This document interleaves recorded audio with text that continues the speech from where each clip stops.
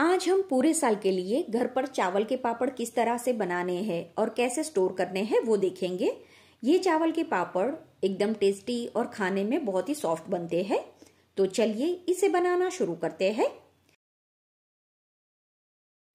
चावल के पापड़ बनाने के लिए हमें बारीक पिसा हुआ चावल का आटा लेना है।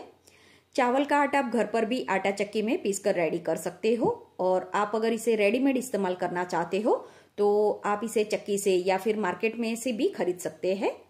तो जो चावल का आटा हम इस्तेमाल करते हैं उसे सबसे पहले हमें मैदा छानने की जो छन्नी होती है उससे छान लेना है। 1 किलो चावल का आटा लिया है। मेजरमेंट का आपको खास ध्यान रखना है।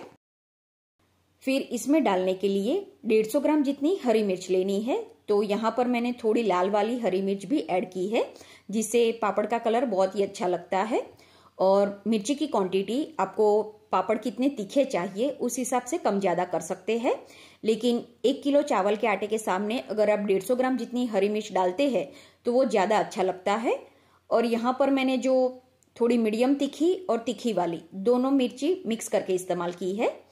तो उस हिसाब से आप मिर्ची की क्वांटिटी कम ज्यादा करके उसे पीस के रेडी कर ले। तो इसमें बिल्कुल भी पानी नहीं डालना है, इसी तरह से मिर्ची को पीस के रेडी कर लेना है। तो इस तरह से मैंने हरी मिर्च का पेस्ट बना लिया है, इसे साइड में रख देंगे।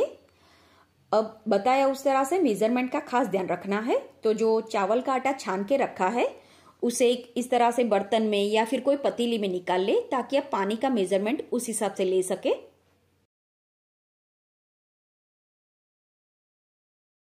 तो यहाँ पर जो हमने चावल का आटा लिया है वो आधे बाउल से भी थोड़ा ज्यादा है, मतलब कि 3/4 बाउल जितना है।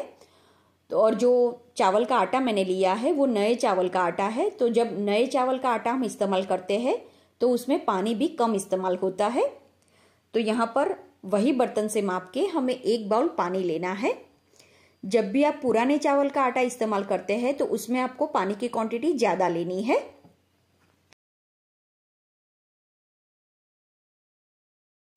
फिर जो पानी हमने लिया है उसे कोई स्टील के बर्तन में निकाल ले और फिर गर्म करने के लिए रख दे। फिर पानी जब थोड़ा गर्म हो जाए उसके बाद हम इसमें बाकी की चीजें ऐड करेंगे। तो इसके ऊपर ढक्कन रख दे ताकि पानी जल्दी से गर्म हो जाए। तो पानी गर्म हो जाए उसके बाद इसमें 3 चम्मच या फिर आपके स्वाद अनुसार इसमें नमक डालें।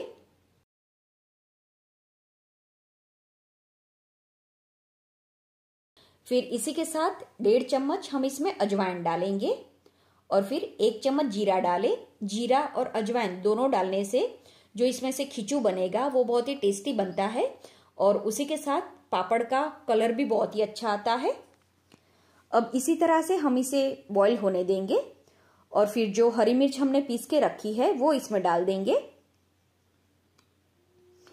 हरी मिर्च और ये सारी चीजें डालने के बाद पानी को हमें अराउंड 5 से 6 मिनट तक हाई फ्लेम पर उबालना है।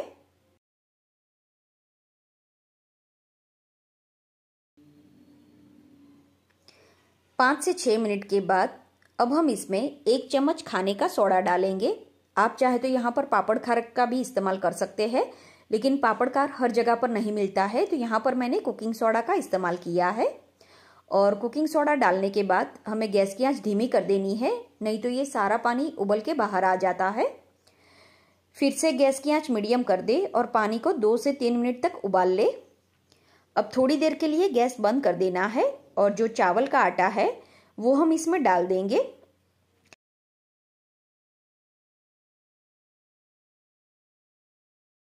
फिर बेलन की या फिर वुडन स्टिक की मदद से इस तरह से उसे थोड़ा मिक्स करें।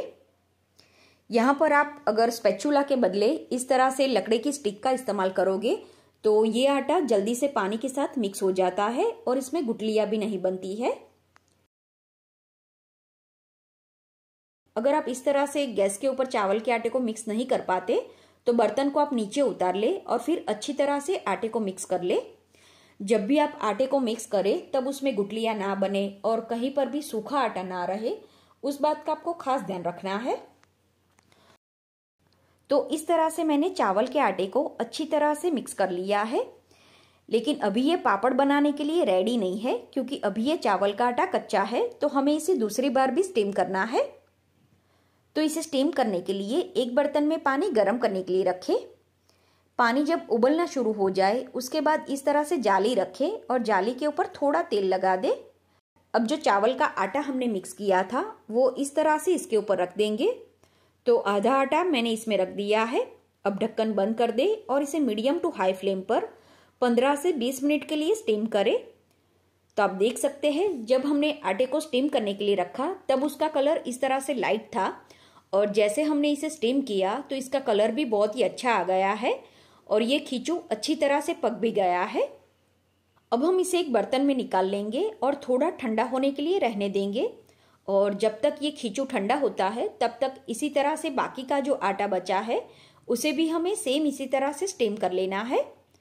तो अभी हमने 1 किलो का मेजरमेंट लेकर इस तरह से खींचू बनाया है। उस हिसाब से अगर आप ज़्यादा क्वांटिटी में खींचू बनाते हैं तो प्रोसेस यही रखना है, लेकिन मेजरमेंट आपको बढ़ा देना है।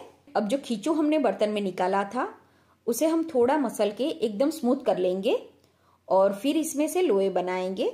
अब पापड़ बनाने के लिए इस तरह से पापड़ का मशीन आपको बर्तन वाले के वहाँ मिल जाएगा।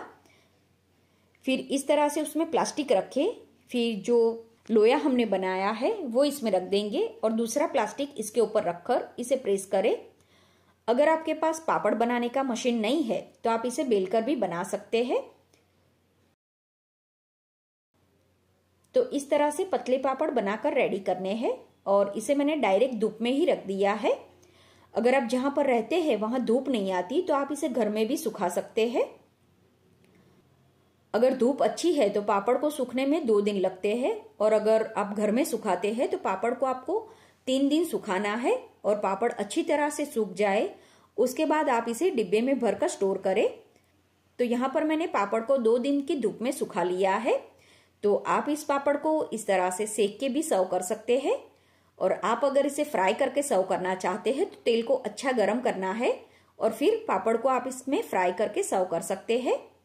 पापड़ को बनाकर तुरंत फ्राई करने के बदले अगर आप पापड़ को बनाकर 15 से 20 दिन रहने देते हैं और उसके बाद आप अगर इसे खाने के लिए इस्तेमाल करोगे तो उसका रिजल्ट ज़्यादा अच्छा मिलता है। तो बताई हुई छोटी छोटी चीज़ों का और मेजरमेंट का ध्यान रखकर आप अगर इस तरह से चावल के पापड़ बनाओगे तो आपके पापड़ मार्केट से भी अच्छे और खाने में एकदम सॉफ्ट बनेंगे। तो आप भी इस तरह से ये पापड़ बनाकर जरूर ट्राई करें। उम्मीद है आपको मेरी आज की रेसिपी पसंद आई होगी। इसी तरह की और रेसिपी देखने के लिए चैनल को सब्सक्राइब करना ना भूलें। फ्रेंड्स, इसी तरह से मैंने चैनल पर और भी बहुत सारी वेफर और पापड़ की रेसिपी आपके साथ शेयर की है, जिसकी लिंक भी मैंने डिस्क्रिप्शन बॉक्स में दी है, तो वहां से आपको और रेसिपी देखने को मिलेगी।